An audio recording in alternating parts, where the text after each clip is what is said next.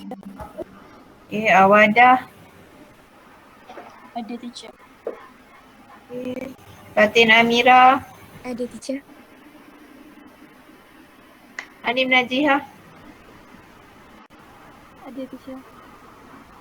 Okay. Nadra Batrisha. Ada teacher. Alright, Nurul Anis. Ada teacher. Okay. Tengku Hazwani. Ada teacher. Wan Muhammad Adib. Ada. Okay. Wan Nur Alia. Ada teacher. Wan Nur Nabilah. Ada teacher. Okay. Alright, for today kita akan sambung lagi dengan lesson. Alright, kita akan masuk chapter baru, chapter 14, the second last chapter for form 4. Dan before I go into that, congrats to those of you yang selected to be the new Badan Wakil Pelajar. Okay, jalankan tugas you dengan baik, whatever jawatan yang you pegang nanti, dan itu amanah. Okay, so pastikan you beramanah lah dalam menjalankan tugasan. Alright, for today we are going to go into chapter 14, which is support and movement in humans and animals. Bear in mind this topic require a lot of memorization. Okay, sebab you akan menghafal sangat banyak structure. So topik ni memang semua nama-nama structure yang dia introduce pada you memang you kena kenal lah. Alright, sebab selalunya dalam exam this particular topic dia banyak keluar dalam soalan objektif dan soalan structure pendek. Okay, adalah beberapa yang boleh keluar dalam soalan essay, which is the process, okay, the movement process. Still, proses ialah fakta yang tak boleh diubah, mesti faham dan hafal jugalah. Okay. Health issues normally akan ditanya dalam soalan essay, very commonly ditanya dalam soalan essay. Dia boleh jadi both respon terbuka dan respon tertutup, sebab ada a few things yang boleh dia minta opinion pelajar, ada a few things yang dia minta you discuss fakta lah. Okay, so this particular topic nampak macam pendek tapi sebenarnya there are quite a lot of things that you do have to be able to memorize. Alright, so let's go straight away into this topic. Teacher mungkin hanya boleh habiskan 14.1 and 14.2. 14.2 pun mungkin tak habis lah hari ni. Okay, so tengok textbook you, follow teacher betul-betul sebab you need to be able to distinguish the different structures yang ditunjukkan kepada you. Okay, so kalau you tengok di introduce pada you apa yang you perlu tahu. Okay, characteristics, types and characteristics of bones in human.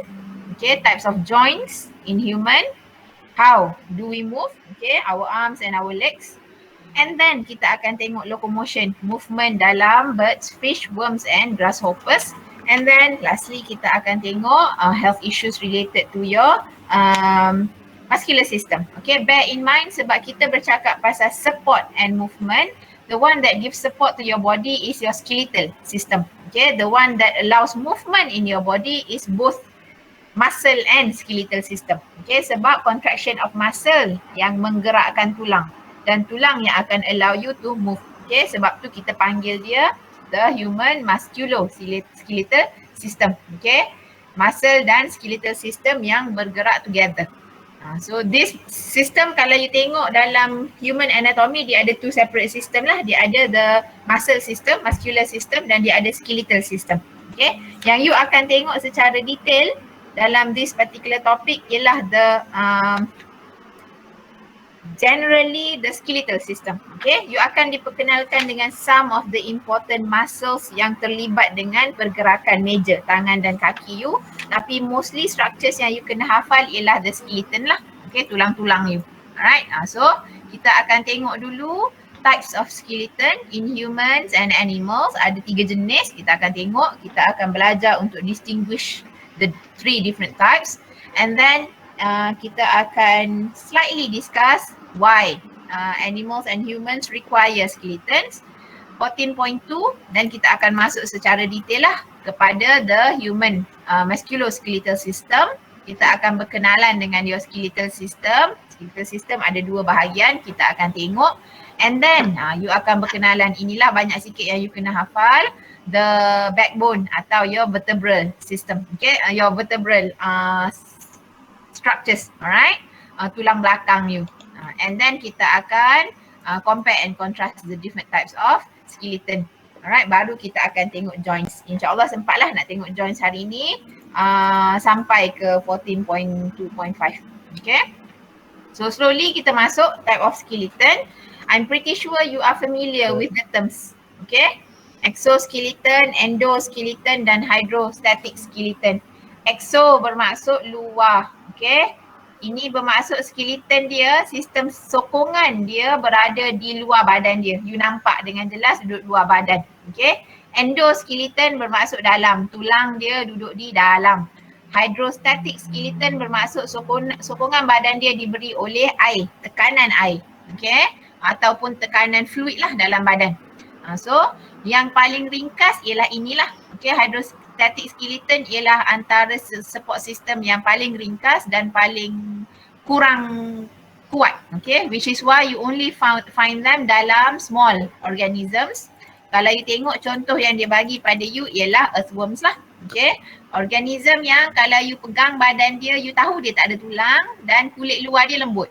Okay, so those are organisms that rely on hydrostatic skeleton. Dan selalunya organism yang rely on hydrostatic skeleton ni dia perlu berada dalam environment yang agak lembap atau tidak terlalu kering. Okay, ada a few example lah boleh cari. We have earthworms, kita ada slugs, okay. Slug, snails pun termasuk sebab dia punya cangkerang dia tu sebenarnya untuk protection bukan untuk support, tapi dia jarang disebut lah. And then you have caterpillars, okay, caterpillar. Caterpillar dia termasuk rasanya dalam hydrostatic skeleton. Boleh carilah, okay, a few example yang common. Jarang teacher jumpa dia bagi example pelik-pelik dalam exam, okay. And then seterusnya exoskeleton, okay.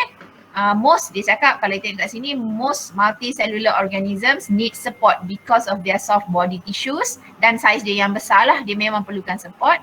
Exoskeleton, kita jumpa dia dalam organism biasanya yang berkulit keras lah, okay. Kalau di sini dia bagi contoh pada you crabs. Insects, bear in mind kulit dia masih keras sebab walaupun dia pegang macam lembik tapi dia ada that tough outer skeleton dia tu, exoskeleton dia tu, dan dia ini mudahnya organism yang ada exoskeleton ni biasanya akan bersalin kulit. Okay, kecuali ular. Alright, jangan masukkan ular dalam kumpulan tu. Alright, those organisms that have exoskeleton, limitation dia ialah exoskeleton dia tends to be very hard on the outside. So dia tak boleh nak mengembangkan saiz badan dia because limited by the exoskeleton. So the way to overcome that ialah biasanya dia akan shed, okay, the outer exoskeleton dia dan ganti dengan yang baru. Alright, kita akan tengok nanti dalam growth. You akan belajar that in a lot more detail bila kita belajar growth nanti. Okay. And then yang paling common ialah endoskeleton lah. Bear in mind endoskeleton ni cara mudah ialah kalau dia mati dia tinggalkan tulang ke tak. Kalau ada tulang, bila dia mati bangkai dia tu ada tulang dan bermaksud dia tu organism yang ada endoskeleton lah.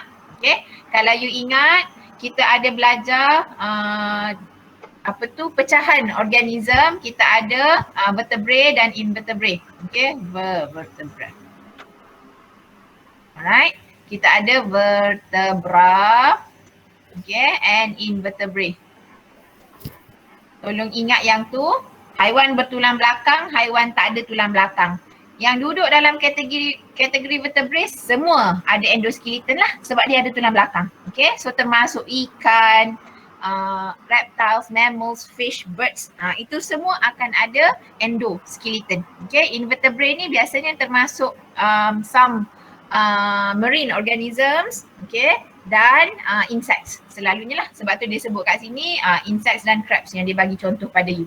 Ini cara mudah lah untuk identify kalau you agak confused. Fikir, organism tu ada tulang belakang ke tak? Dia termasuk dalam vertebrae ke tak? Okay, dan vertebrae ni ada kumpulan yang 5 tu lah classes dia. Okay, reptile, mammal, amphibians, fish dan birds. Okay, 5 tu.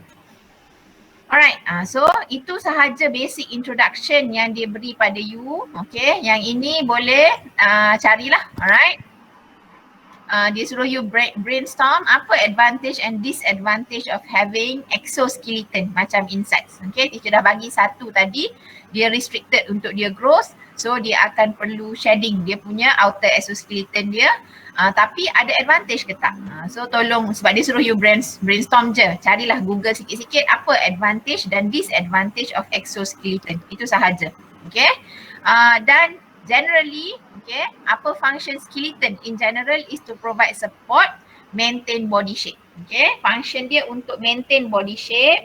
Kalau hydrostatic skeleton, dia tak adalah maintain body shape yang keras macam tu, tapi body shape dia masih rigid lah, okay, sebab air ada tekanan. So dia akan still bagi tekanan kepada kulit those organisms, dia akan boleh maintain bentuk dia roughly, okay.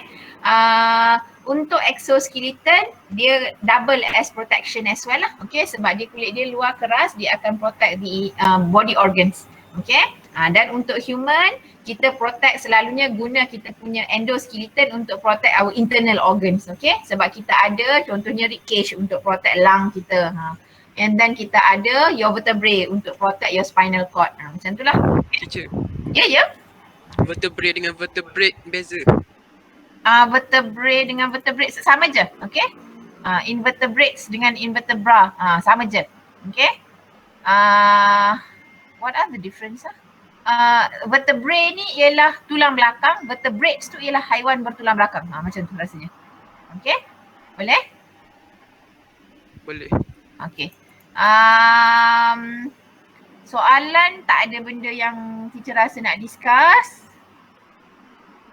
Yang ni boleh tengok answer je lah. Okay? Dia suruh you bagi tahu advantage of having legs below body macam rats compared to having legs on the side macam crocodile untuk haiwan on the ground. Okay, apa kelebihan dia? Nak bergerak cepat lah kot, tapi boleh tengok answer scheme sahaja. I don't think I want to discuss that. Alright, teacher nak masuk terus kepada 14.2. Ada soalan sebelum teacher masuk 14.2? Okay, senyap tu maknanya tak ada soalan. Alright. Okay, kita masuk 14.2. Sekarang heavy on memorizing lah. Teacher akan, sorry apa dia? Soalan ke? Tak ada. Okay. Teacher tak akan minta you lukis lah. Okay. Fortunately sebab susah untuk you melukis sistem tulang you. Cuma kalau perlu, alright.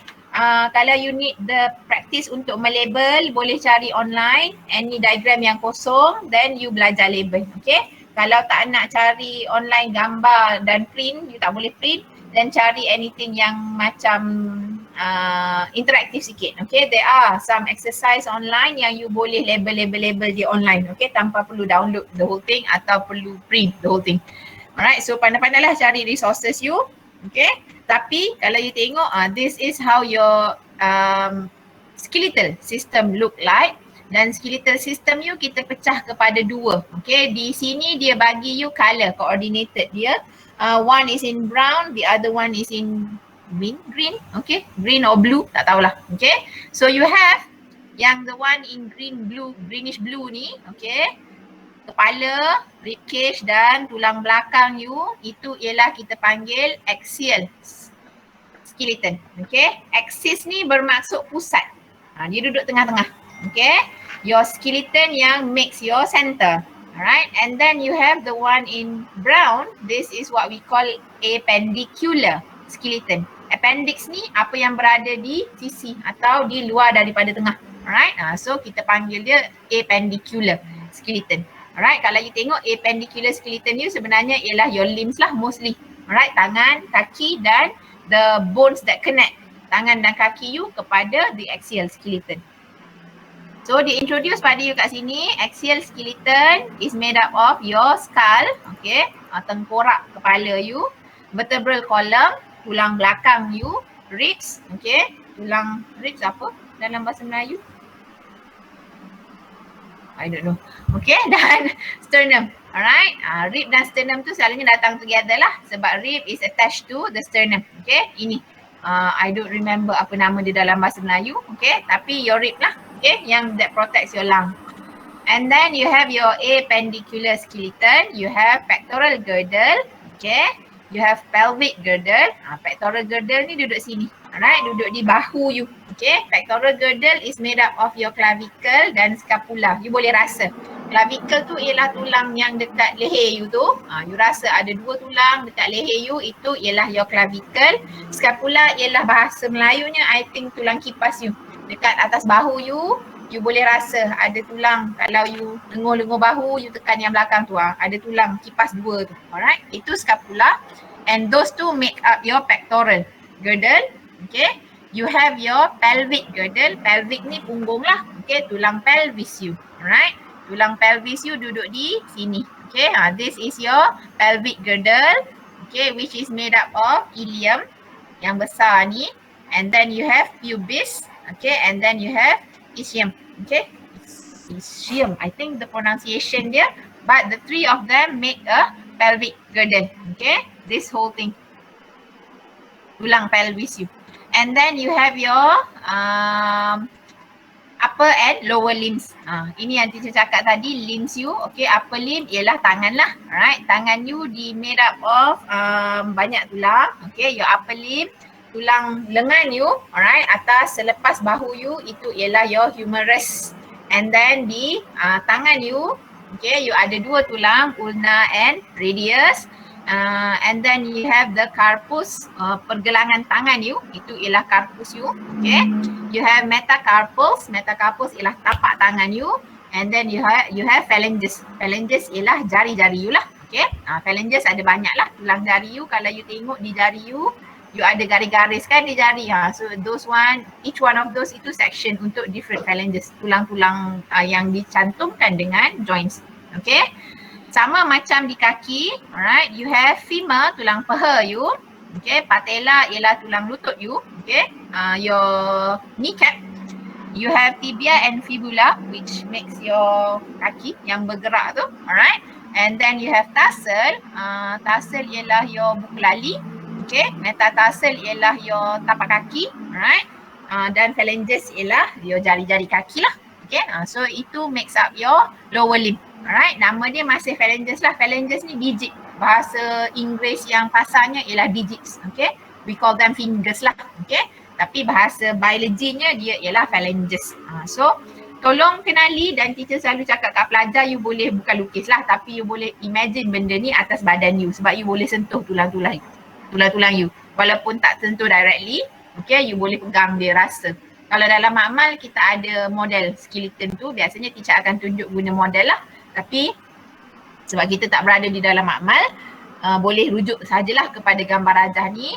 Sesiapa yang perlu bantuan lebih atau you jenis yang tak suka menghafal macam ni, you can go online on YouTube, boleh cari the skeletal system song. Ada lagu untuk human skeletal system, mungkin boleh bantu you hafal guna lagu. Pandai-pandai you lah, okay. I won't be playing the song dalam kelas or sekarang sebab not everyone will benefit from that anyway. Okay, so ini secara general. Bear in mind, you perlu kenal structure of your upper and lower limb, sebab bila kita belajar pergerakan you nanti, movements you, okay, kita akan tengok pergerakan tangan, how your hands is moved with respect to ulna, radius and humerus, okay, how your arms, how your legs are moved with respect to femur, tibia and fibula lah. Kita akan belajar secara lebih detail nanti. Okay. But for now, unfortunately gambar-gambar ni kena belajar mengenali Okay. Nama-nama dia tu kena kenal. So dekat-dekat exam nanti sila hafal lah. Alright. There's nothing much for you to understand unfortunately, sebab dia ialah nama saintifik yang diberi. Okay. Teacher tak ada cara menghafal dia selain daripada straightforward. Okay, itu kepala otak teacher memang hafal straightforward, dan trust me, teacher pun tak menghafal semua nama-nama ni. Kalau teacher perlu exam, teacher akan hafal bila nak exam lah. Alright, so yang lebih kerap ditanya dalam exam is actually the next part. Alright, which is your human vertebral column, sebab you perlu kenal different types of vertebra. Okay, tulang belakang you ada jenis. Alright, kalau you tengok dia sebut dekat sini. Ini yang teacher sebut tadi. Vertebrae ialah tulang belakang you. Alright, vertebrates ialah organism yang ada tulang belakang. And they actually comes in different size and shape. And based on those, their names are different lah. Okay, nama-nama dia yang diberi berbeza depending on kedudukan dia, dan kedudukan dia tu akan menentukan bentuk dia. Alright. Dan dia cakap dekat sini, each vertebra has an opening known as the neural canal. Okay, kalau teacher boleh ringkaskan tulang vertebra you, okay, kalau teacher lukis macam ni, seketul tulang, alright, dia ada lubang kat tengah-tengah dia. Tengah-tengah tulang ni ada lubang dan ini ialah neural canal. Ini tempat your spinal cord lalu. Okay, your spinal cord is located inside the neural canal, protected by the heart vertebra, okay, supaya dia dilindungi daripada kerosakan.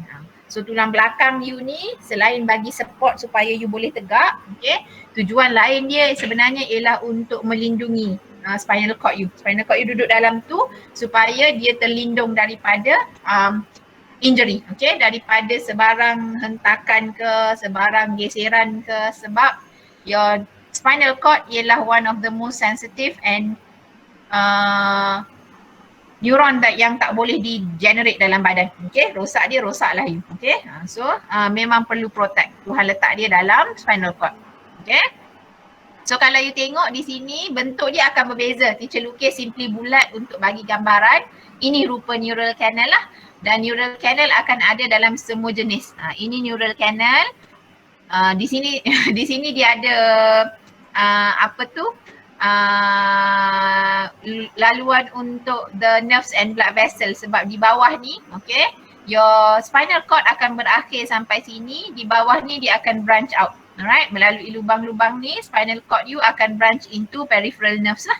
Okay, kalau you ingat kita belajar nervous system, you have the central nervous system and you have the peripheral nervous system. So di sini bermula peripheral nervous system you lah, dia akan keluar branching out to the entire part of your body. Okay, so ini yang kita akan introduce pada you dan wajib you kenali rupa-rupanya, unfortunately. Alright, kalau you tengok dia bagi pada you ada 1, 2, 3, 4, 5. Okay, 5 jenis vertebra, okay, 5 jenis tulang belakang dan dia bergantung kepada tempat duduk dia. Okay, yang pertama yang paling dekat dengan kepala you, okay, yang berada dalam leher you lah. Kebanyakannya duduk dalam leher you up to belakang, atau belakang sikit, that's when it ends. Okay, itu ialah your cervical vertebrae. Okay, dan cervical vertebrae ada 7 tulang pada dia. Okay, bentuk dia you akan tengok bentuk dia lebih kurang sama je. Di sini tak ada cervical vertebrae, dia letak kat mana cervical vertebrae? Dia letak dekat page sebelah. Okay, you tengok dalam buku teks you muka surat 269. Okay, cervical vertebrae dia rupanya ialah macam ni. Okay, ini ni. Okay, cervical vertebrae dia cakap karakteristik dia, it possess short spinous process. Proses di sini bukan proses bahasa Melayu proses bukan. Okay, proses di sini ialah unjuran, something yang mengunjur keluar. Ini benda ni. Alright, dia keluar daripada teacher tak tahu apa bahasa Melayu dia. Okay, spinous process dalam this particular topic, okay, dia merefer kepada this structure yang keluar daripada the basic part. Okay, basic partnya macam ni.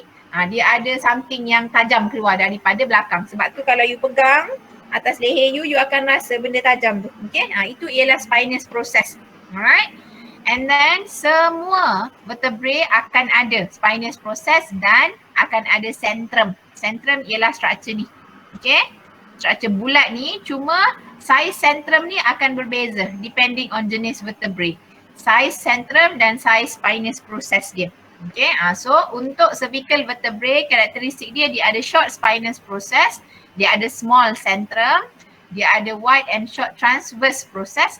Transverse ni sisi. Okay, proses ni again benda yang keluar dari sisi. So kat mana ini? This is your transverse process yang keluar dari sisi. Okay, Cuma dia ada satu ciri yang berbeza sikit daripada orang lain. Okay, dia ada tempat laluan. Alright, ini a pair of transverse for disebut foramina. Okay, transverse foramen. Foramen ni satu, foramina ni plural. Okay, di sini tempat laluan salur darah lah. Okay, so kalau kita tengok, teacher akan go through satu-satu sebab bawah ni nanti ada table comparison. Okay, so kita discuss yang tu later. Teacher cuma nak introduce pada you nama-nama ni. Sebab nanti takut you tak kenal. Dia sebut benda ni, benda yang you pernah tengok ni. So, the structures ni tolong follow teacher supaya kita boleh kenal nama-nama tu. Alright. This, semua lubang-lubang ni biasanya untuk laluan something lah. Neural canal, laluan untuk neuron. Okay. Untuk ini, transverse foramen ni laluan salur darah. Okay.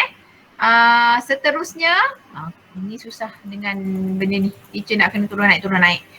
Bawah daripada cervical vertebrae, you turun daripada cervical vertebrae, you ada thoracic vertebrae. As the name suggests, thoracic vertebrae ni makes up your thoracic cavity lah. Dia yang bersambung dengan rib cage you. Okay, rib cage you bersambung kepada your thoracic vertebrae.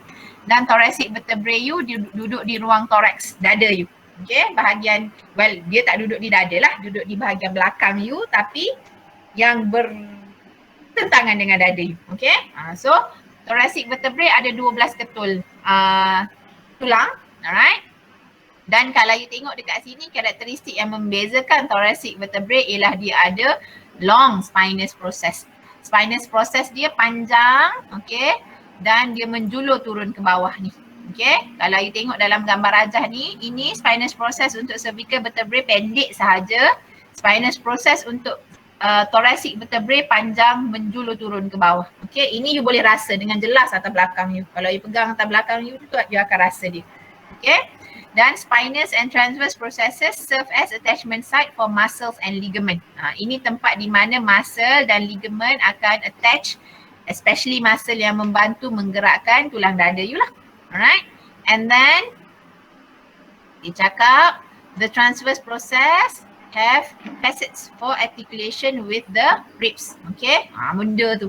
Kalau you tengok dekat sini, ni facet ni, articulation ni untuk sambung. Okay, nak bersambung dengan rib cage. Okay, tulang-tulang, apa benda rib dalam bahasa Melayu? Tulang rusuk. Tulang rusuk, yes. Tulang rusuk. Tak datang perkataan tu. Thank you. Okay, nak bersambung dengan tulang rusuk you. Alright, dia ada this facet dipanggil, ini point of attachment lah. Okay, articulation tempat bersambung dia. So kalau you tengok dia ada centrum, okay. Structure dia masih lagi ada centrum, cuma bentuk centrum dia dah lain sikit daripada your cervical vertebrae. Transverse process dia lebih panjang daripada cervical vertebrae tadi dan spinous process dia lebih panjang jugalah. This is where I prefer kita ada model of this different vertebrae dalam makmal. This is where I prefer menggunakan model tu sebab teacher boleh tunjuk pada you 3D punya structure dan you boleh nampak jelas dia punya panjang dia tu. Okay, tapi for now make do dengan yang ni lah. Okay, sekembalinya you ke maktab, insyaAllah you akan nampak pakcik model tu. Okay, don't worry. Datang maktab dalam makmal sentiasa ada pakcik model tu. Tak apa, teacher akan keluarkan dia nanti, you boleh tengok anytime. Alright, bawah daripada thoracic vertebrae, you have lumbar vertebrae. Lumbar ni bermaksud belakang. Okay, bukan belakang atas tapi belakang pinggang. Itu maksud belakang lumbar tu. Alright, di bahagian pinggang you. Lumbar vertebrae hanya ada 5 tulang. Tapi karakteristik yang paling jelas ialah dia ada sentrum yang sangat besar. Sebab bahagian pinggang you ialah bahagian yang menampung berat badan you. Okay, that's where all your weight is centered on. Sebab tu dia ada biggest and strongest vertebrae. Dia ada large centrum to bear the weight of the lower back of the body. Untuk menampung berat seluruh bahagian atas badan you. Alright, dia perlu centrum yang besar. So dia masih ada spinous process, dia masih ada transverse process dan neural canal. Tapi kalau you notice, dia ni, okay, dia ni dan dia ni, dia tak ada lubang kecil satu lagi yang ada dalam cervical vertebrae. Okay, kalau you notice, dia hanya ada satu lubang neural canal sahaja. Kalau cervical vertebrae, dia ada ni lubang transverse foramen dia ni. Okay, sebab ini transverse foramen ni ialah laluan salur darah untuk naik ke kepala, ke otak you. Okay, so itu laluan salur darah yang penting lah. Salur darah besar, major salur darah you, dia dilindungi dalam partly dalam this lah, dalam tulang belakang. Okay, so itu beza. Kalau nak bezakan cervical vertebrae, kalau teacher lah, cara paling mudah teacher cari berapa lubang dia ada. Okay, sebab ini kalau you tengok on page 269 itu dia tunjuk 3 benda. Okay, atlas vertebrae, axial vertebrae dan cervical vertebrae. Sebenarnya, okay, kalau you tengok ni gambar rajah ni dia teacher tak suka sebab macam ni lah bila teacher tunjuk. Ini dia potong, okay, dia putus. Dia sepatutnya duduk bersebelahan ni. Okay, so lebih mudah kalau you tengok textbook you. Alright, atlas vertebrae ni dia duduk atas. Atas yang menyambungkan kepala you, okay, dengan tulang belakang. Alright, dia lapik. Ni, the first cervical vertebrae, dia lapik tulang belakang you dengan your brainstem, okay. Brainstem tu apa? Tunjang otak you, okay. Itu tempat perjumpaan dia. So dia ialah the first cervical vertebrae. Dia ada large neural canal sebab di sini tempat bermulanya spinal cord you. Alright, a pair of transverse foramina, okay, but with no centrum. Dia tak ada centrum, alright. Dan dia articulates with the skull. Articulates ni menyambungkan you punya spinal cord you, you punya vertebrae you, tulang belakang you dengan tengkorak you, okay. Dia tukang lapik di situ. And then you have ini axial vertebrae, the second one, the second cervical vertebrae. Bear in mind, axial dengan atlas ni masih di bawah cervical vertebrae, okay. And the other still large spinous process, small transverse process and a pair of transverse foramina. It has odontoid process that articulates with the facets of the atlas vertebrae, okay. Tambahan struktur dia lah sebab dia ni yang menyambungkan bahagian atas dengan the rest of the part of the of the vertebrae. So dia ada some modification kepada dia. Tapi jaranglah struktur ni keluar dalam exam. Biasanya dia suka minta pelajar compare cervical vertebrae, thoracic vertebrae dan lumbar vertebrae. However, no matter which, dia atlas ke, dia axial ke, dia cervical biasa ke, dia semua akan ada transverse foramen. Ini yang teacher akan cari, okay. Kalau teacher diberi gambar vertebrae, okay, sebarang jenis vertebrae, teacher akan tengok dulu dia ada neural canal sahaja atau dia ada neural canal dan transverse foramen. Kalau dia ada transverse foramen, straight away dia ialah cervical vertebrae, okay. Kalau dia hanya ada neural canal, dia bukan cervical vertebrae, so dia boleh jadi thoracic atau lumbar. So nak bezakan thoracic dan lumbar, straight away teacher pergi kepada size centrum lah. Alright, sebab lumbar memang size centrum dia sangat besar. Okay, you boleh bezakan size dia besar berbanding dia ni. So kalau size centrum dia tak besar, dan chances are dia ialah thoracic vertebrae. Kalau size centrum dia ialah besar, dia tak ada transverse foramen, dan dia ialah lumbar vertebrae. Itu je lah cara biasa teacher akan guna untuk bezakan the different types. Sebab dia ada, memang ada feature spesifik yang untuk dia. Okay. So belajarlah untuk bezakan. Tengok-tengok gambar, tengok boleh bezakan ke tak. You can go online cari quiz mana ada simple quiz untuk bezakan different types of vertebrae. Okay. And then lumbar vertebrae, hujung dia akan bersambung dengan this. Okay. Sacral vertebrae dan caudal vertebrae dia sebenarnya different kinds, tapi dia punya joints dia bercantum. Okay, dia nampak macam satu tulang sahaja. Memang model kita pun dia hanya ada satu tulang sahajalah, tapi sebenarnya dia ialah dua tulang yang terpisah. Ini caudal vertebrae, ini ialah sacral vertebrae.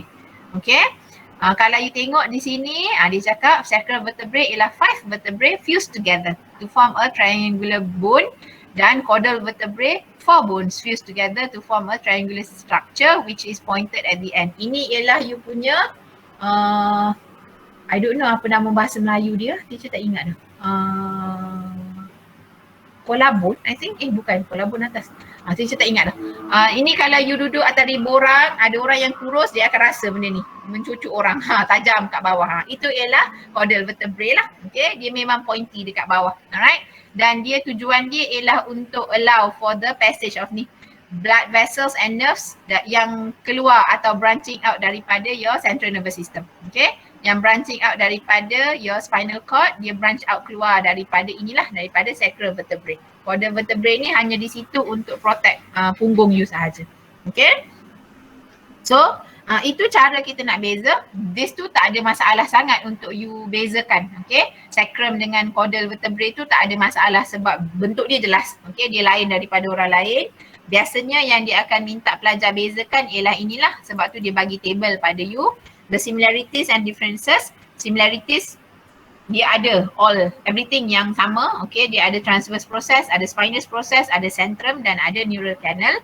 Tapi differences selalunya dari segi bentuk, size dan location lah, selalunya lah. Alright, so yang ni teacher tak nak go through secara detail, you boleh baca lah, dia bagi point pendek je pun.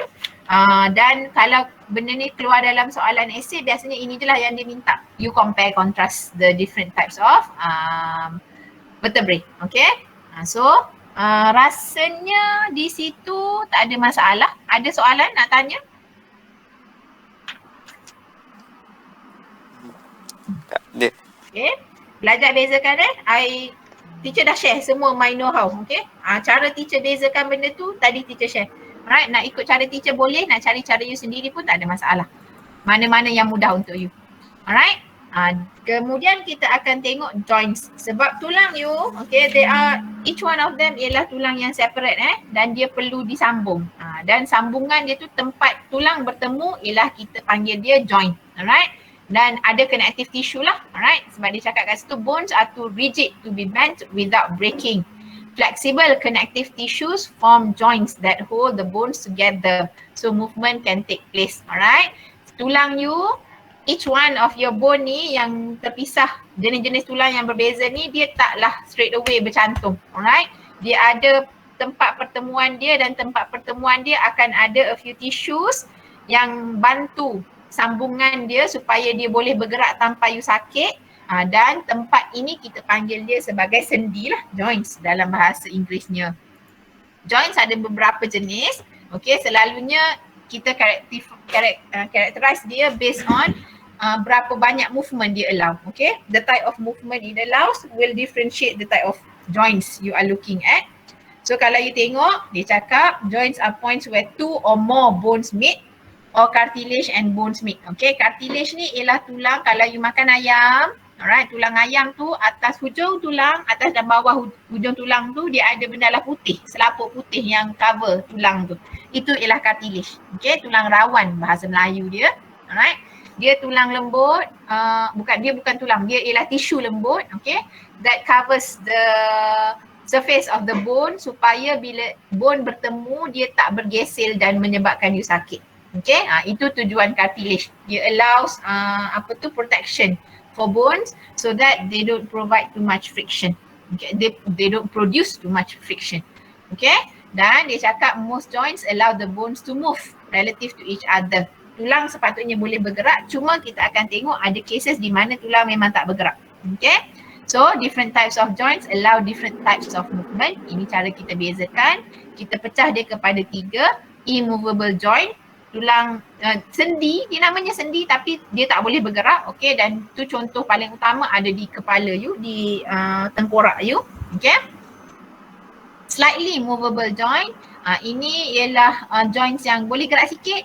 Dia taklah terlalu rigid tapi you tak nampak major movement lah. And then freely movable joint, ini yang banyak lah. Okay, kalau you tengok bawah dia masih ada banyak jenis joint. Okay, dan bawah freely movable joint ni ada types hinge joint, ball and socket joint. Ini diberi oleh sudut berapa besar dia boleh gerak. Okay, so kita tengok satu-satu. Kalau you tengok dia bagi contoh, immovable joint berada di suture at the cranium of the skull. Okay, tengkorak you, dalam makmal kita ada pakcik ni, okay, tengkorak kepala you, dan memang dibuat macam ni lah, dia akan bina dengan you nampak macam retak-retak dekat kepala dia. Tapi sebenarnya itu bukan keretakan, itu ialah joint. Okay, sebab your tengkorak bukan satu whole tulang. Okay, it's not one big bone, it's not. It's actually pieces of bone held together at the suture. Okay, suture tu nama joint dia. Alright, bone tu dicantumkan di suture. Alright, different pieces of bone. Sebab tu kalau doktor buat nak bedah otak you, okay, dia akan potong part sahaja, okay, maybe one part, tak sepenuhnya satu part tu, tapi dia potong part sahaja of the bone sebab bones you memang dicantumkan dengan sendi-sendi ni, alright. So kalau you tengok kat sini dia immovable joints. You tak boleh nak gerakkan tulang tengkorak you kiri kanan depan belakang, tak boleh. Okay, dia kekal di situ hanya untuk provide attachment lah, point of attachment di mana different bones tadi boleh dicantum untuk membentuk one entire skull. Okay, membentuk tengkorak you. Alright, and then you have contoh slightly movable joints. Dia bagi tahu pada you cartilage disc between the vertebrae, okay, cartilage between the first rib and sternum. Ini teacher tak boleh nak demonstrate lah pada you. Alright, kalau you nak tengok, boleh tengok dalam ayam mungkin, cuma ayam sebab dia bird, so rib cage dia ada modification sikit. You akan nampak tulang rawan dalam ayam, cartilage dia tu akan nampak besar. You ada tulang rawan yang lembut tu yang you boleh makan, kunyah-kunyah warna putih tu. Itu salah satulah contoh cartilage yang connect slightly movable joint. Okay, joints tu di bahagian rib cage you dia tak bergerak terlalu besar tapi dia masih allow movement sebab you boleh tarik nafas dan hembus nafas tu. Okay, so itu contoh dia. Yang freely movable joint ni lah yang banyak. Cartilage disc ni, okay, kalau you tengok ini yang kalau you pernah dengar orang cakap slip disc tu, itulah cartilage disc tu yang tergerak keluar daripada vertebrae. Dia lapik antara different vertebrae you, dia provide lapik untuk prevent friction lah. Okay, sebab kalau disc tu terlari dari tempat dia atau dia haus, then ada risiko spinal cord you tersepit di antara vertebrae. So kalau spinal cord tersepit di antara vertebrae, you boleh jadi cacat lah. You might lose movement, okay? Sebab spinal cord you, kita dah belajar dulu, dia antara yang paling penting untuk kawal your movement, pergerakan you, physical, okay? Sebab tu bahaya. Alright, slip disc ni bahaya. Kena pergi hospital biar doktor check. Alright, itu contoh slightly movable joint sebab you boleh rasa tulang belakang you taklah entirely rigid. You boleh je gerak kiri kanan, okay? Tapi you tak boleh nak pusing 180. Tak boleh nak gerak macam you gerakkan tangan you, okay? Sebab tu dia cakap slightly movable. And then yang freely movable ni ada beberapa jenis lah, okay? Dia cakap ball and socket joint and hinge joint are two examples that allow free movement. Ball and socket ni contohnya macam di you punya ni, okay, di pelvic girdle dengan femur di bahagian paha you, okay, ataupun di bahagian bahu you, alright, yang you boleh pusing bulat-bulat 180, okay, it allows 180 movement, 180 ke 360 movement, okay. You boleh pusing banyak, sebab tu kita panggil dia ball and socket. Dia macam sama macam RBT. Ada belajar tak benda ni, nama ni dalam RBT? Untuk apa tu, ankle? Ada? Ada. Tak Ada kan? Tak ada? Oh, tak ada. Ball and socket ni disebut ball and socket sebabnya dia macam ni. Dia, you have the end of one bone, okay, bentuk macam ni, dan the beginning of another bone bentuk macam ni.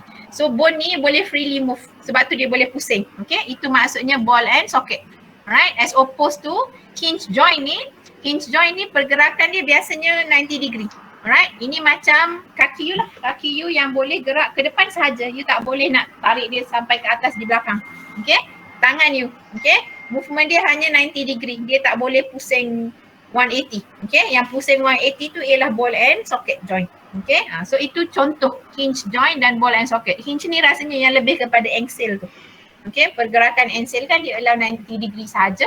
So dia bagi pada you information di sini, boleh baca. Ball and joint allows rotation lah, boleh rotate, pusingan, okay. Hinge allow movement in one plane, okay. One plane ni 90 degree lah, satu plane sahaja, satu arah lah, I guess, okay. So macam hinge on the door, okay. Ball and socket ni tadi macam kita bagi nama simply because rupa dia macam tu, okay. Dia ada ball dan dia ada socket yang masuk dalam ball tu, itu sahaja. Alright, dan dia cakap hinge joint can also be found at the elbow and phalanges of the fingers and toes. You punya jari-jari tangan you dekat you punya pergelangan tangan, itu semua contoh hinge joint lah. Tak susah pun nak bezakan. Okay, kalau teacher memang bukanlah label tapi lukis lah pada tangan, virtually lukis pada badan teacher sendiri, kat mana joint mana, supaya mudah untuk teacher recall karakteristik dia. Okay. Yang itu types of joint, tak ada masalah. Alright, cuma structure of joints dia introduce pada you kat atas. Okay, kalau kita tengok ini gambar betul, alright, of joints. Dan kalau kita translate dia kepada structure, kalau you tengok, okay, yang bentuk porous macam ni, ini tulang lah. Okay, isi tulang you sepatutnya dia dense, dia packed, isi tulang you. Tapi sekeliling your bones, okay, you ada ni lapisan putih yang teacher cakap tadi, ini ialah cartilage lah. Okay, it serves as cushion. Dia absorb shock and dia reduce friction between the bone ends. Okay, both bones sepatutnya ada cartilage. Orang-orang tua yang selalunya sakit sendi tu, kemungkinan salah satu sebab dia ialah cartilage dia dah haus lah. Okay, so bila cartilage dia haus, tulang tu bila bergesel dia akan rasa sakit sebab friction dia banyak. Okay, so tu yang dia jadi sakit sendi. Alright, and then you have the synovial membrane. Okay, synovial membrane ni ialah satu membrane yang melapisi kedua-dua tulang tadi. Tempat bertemu dia tu dia dilindungi oleh satu membrane, kita panggil synovial membrane. Dan this membrane can secrete a fluid, kita panggil synovial fluid, di dalam ruang antara tulang. Dan fluid tu function dia again dia macam lubricant. Okay, dia bantu reduce friction macam cartilage tadi, so that bila bones bergesel dia tak sakit. Okay, ini lagi salah satu reason kenapa orang tua sakit sendi lah, sama ada cartilage dia nipis atau synovial fluid dia kering. Okay, tak ada enough production of synovial fluid pun dia akan jadi sakit bila ada geseran. Alright, and then all this is encapsulated dalam kapsul lah. Capsule is the fibrous tissue that enclose and provide protection to the joint. Ini yang you boleh tengok lah, dia akan ada di bawah kulit you. Okay, those are the capsule. Alright, itu sahaja structure biasa.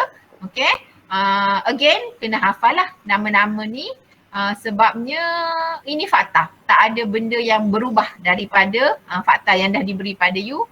Sentiasa sama je dari dulu sampai sekarang, inilah namanya, inilah structure-nya.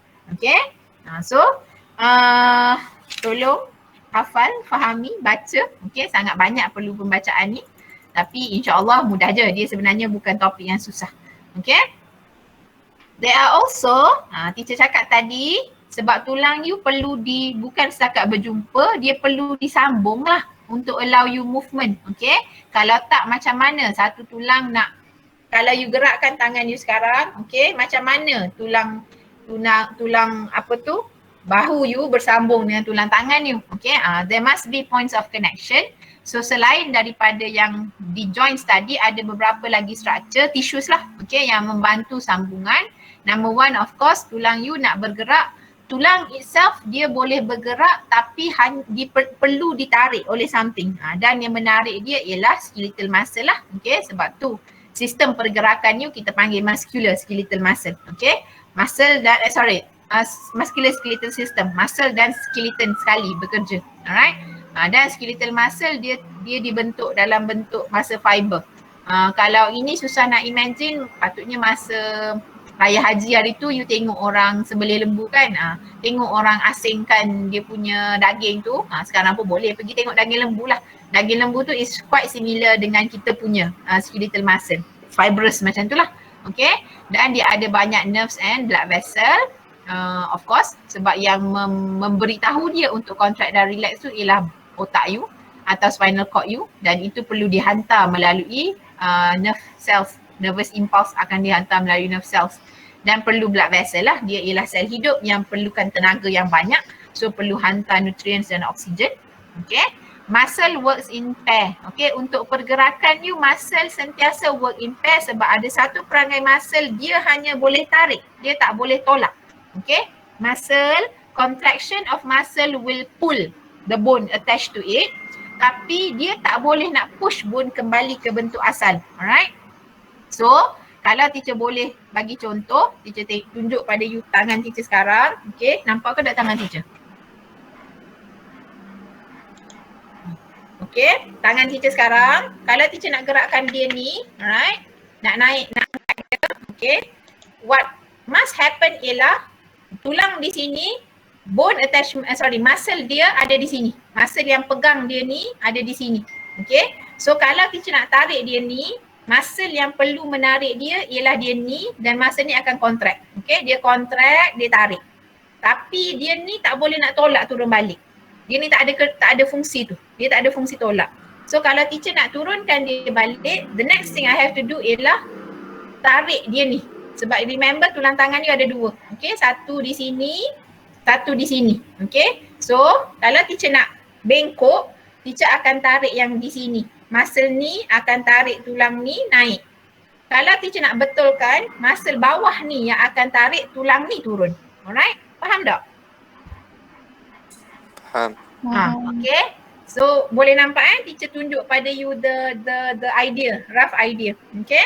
So you have two muscles working antagonistically. Okay, dia antagonistic ni bertentangan. Sebab kalau dia ni nak tarik, okay, untuk teacher bengkokkan, dia ni tak boleh tarik. So sebab tu kalau dia ni nak tarik, dia kena contract. Dia ni contract, dia ni kena relax. Alright? Supaya teacher boleh together tarik naik atas. Kalau teacher nak turunkan bawah, dia ni akan tarik, dia ni akan relax. Okay, so dia ni contract, tadi dia ni akan contract dan dia ni akan relax supaya tangan teacher boleh kembali kepada kedudukan asal dia tadi. Alright? So itu yang dia cerita pada you di sini. Muscle, okay, acts in opposite direction. If one muscle contract, the other must relax atau vice versa lah. Dan these muscles kita panggil antagonistic muscle. You akan belajar dua di tangan, you ada bicep and tricep, okay, dan di kaki, okay. You ada quadricep dan tricep, I think, bicep dan quadricep di kaki. Alright, itu ialah skeletal muscle you. Kita akan belajar secara detail bila kita tengok movement nanti. You have tendon.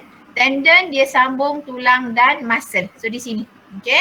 Kalau you have this muscle, you tengok kalau you makan ayam, ini paling mudah nak nampak di peha, okay. Peha ayam, alright. You nak siap isi peha ayam tu, you akan nampak hujung isi peha ayam tu, dia ada benda putih yang melekat di tulang. Okay, isi tu melekat di tulang melalui satu benda yang warna putih yang kenyal-kenyal sikit. Itu tendon. Okay, sebab tendon ni menyambungkan bone dengan muscle. Kalau di sekolah memang teacher tunjuk isi ayam lah dekat you untuk tunjuk tendon tu. Alright, tapi sebab you tak di sekolah, okay, dan teacher tak boleh bawa isi ayam kat sekolah. Alright, kat sini. So nanti minta dengan mak nak tengok. Ayam lah paling mudah nak tengok sebab you perlu tengok dia bersambung dengan tulang tu. Kalau lembu mana kau nak nampak tulang dia kan. Tapi itu tendon, okay, dia strong but not elastic. Sebab tu you makan dia macam kenyal-kenyal dan dia fleksibel, okay. Fleksibel bermaksud dia boleh gerak lah, okay, dia boleh kembali kepada bentuk asal, ditarik dan dia tak boleh ditarik, ditolak, tapi dia boleh dia tak rigid. Itu maksud dia fleksibel, okay. And then you have another one which is ligament. Ligament ni menyambungkan tulang dengan tulang, okay. Ni you ada satu tulang dan dua tulang. Bear in mind the synovial membrane sahaja tak mampu nak pegang those two. Sebab kalau you duduk, kalau tangan you tergantung kan, koyaklah synovial membrane you nak pegang the two tulang together. Alright, so we have enhancement. Kita guna what we call ligament. Okay, ligament dia connect tulang dengan tulang. Again, ini boleh nampak lah. Selalunya kalau ayam yang dah disiang you tak nampak. Ayam yang kita nak asingkan dia punya tulang, you akan nampak ligament. Okay, kalau kat sekolah seronoknya teacher tunjuk ayam. Tapi kat rumah tengok lah nanti. Okay, structure dia masih lagi warna putih macam tu lah dan dia fleksibel. Okay, this fleksibel supaya tulang you boleh bergerak freely. Kalau dia rigid dan tulang you tak boleh nak bergerak di joints. Alright, dia provide support and strength to joint and allow bone to be bent. Sebab tu dia kena elastic. Okay, dia lebih kurang tendon, cuma dia elastic dan tough dan strong. Okay, samalah karakteristik dia, cuma bezanya dengan tendon ialah tendon is not elastic. Okay, so Ini structure yang you jumpa di bone dan di muscle you. Okay, your musculoskeletal system, those are all the structures yang perlu diperkenalkan kepada you. You have all the bones, you have the joints, you have the connection, okay, connectors, tendons and ligament. Okay, so setakat ini teacher rasa masa dah nak habis, teacher perlu berhenti di sinilah. Alright, sebab the next part kita masuk locomotion, pergerakan dah. How the muscle and bones work together to produce movement. Okay, cuma ada satu benda yang teacher nak minta you ni, ini benda baru, agak barulah sebab tu dia bagi STEM bulletin. Kita ada electroactive plastic polymer yang kita guna untuk produce synthetic muscle. Okay, dan biasanya ini digunakan dalam research untuk robot lah, alright, untuk hasilkan human-like robots dan membolehkan robot tu buat locomotion macam human. Okay, so it is still a lot in study, cuma ini salah satu field of study yang mungkin gaining popularity lah antara di kalangan especially budak lelaki, sebab dia suka tengok benda tu, minat bio tapi nak juga buat engineering, macam tu lah. Okay, so ini salah satu field baru yang makin berkembang sekarang lah. Alright, untuk question tak ada masalah, teacher tak nak discuss sangat sebab formative practice semua macam basic sahaja. Okay, function, differences between ligament, tendon, ini basic. Ini soalan ni selalu muncul dalam SPM. Okay, dia suruh you bezakan ligament dan tendon. Dan ini pun sama. Ini selalu muncul dalam soalan esei bentuk tertutup. Okay, esei respon tertutup, markah biasanya 3 atau 4 lah. Biasanya 4 markah. Okay, dua-dua soalan ni. So, teacher tak nak discuss too much, you boleh buat point je lah. Ataupun kalau malas nak fikir, tengok answer scheme supaya you ada idea apa beza dia between the different structures. Okay, yang lain tak ada dah teacher rasa. Okay, setakat itu ada soalan?